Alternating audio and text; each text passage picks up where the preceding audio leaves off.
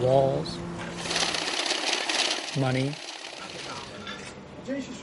guns. These are the things helping to hold Baghdad together. But as violence decreases, their role is changing. The national police are taking over some areas that had been guarded by the Americans and the Iraqi army. But they have a checkered history, and not everyone trusts them. I feel they shouldn't be left alone. They should be monitored by the Ministry of Defense and the Ministry of Interior. If they aren't monitored, things will happen. Just as the Americans are pulling back to hand over to the Iraqi army,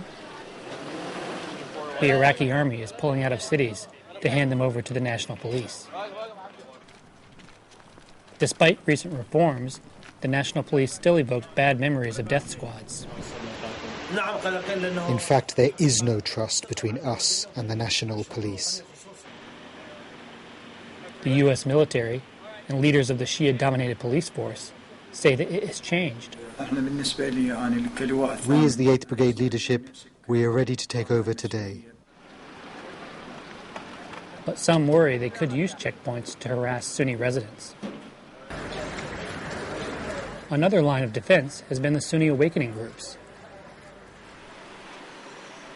Many are former insurgents who now guard Baghdad's streets. Once paid by the Americans, they are now under the Iraqi government. Many of them are afraid of losing their security jobs. If they don't have work and are sitting around, then there'll be problems. They liked the $300 a month they got from the Americans. They want to keep it, and they are painting that demand on the walls. The mainly Shiite-led Iraqi government says that it just doesn't have enough jobs, especially for the awakening leaders who want to keep their money and their guns. We didn't have a plan on how to recognize them actually by terms of payment and terms on position, and I hope we are working on that.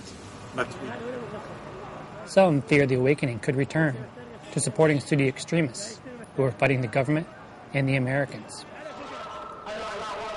And no matter who is guarding them, there is still danger. On October 3rd, a bomb killed about a dozen people in Baghdad's Zaffaranian neighborhood.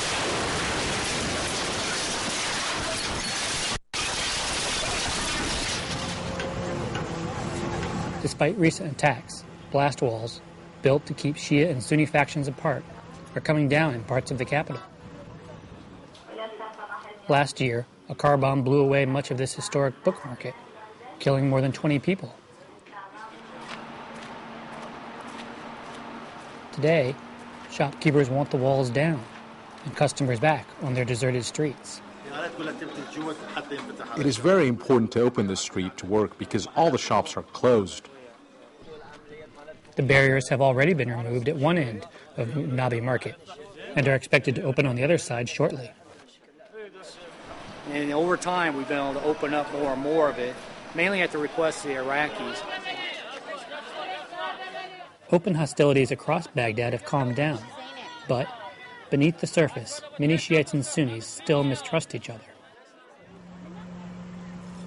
And if the tension mounts, progress in Iraq could unravel.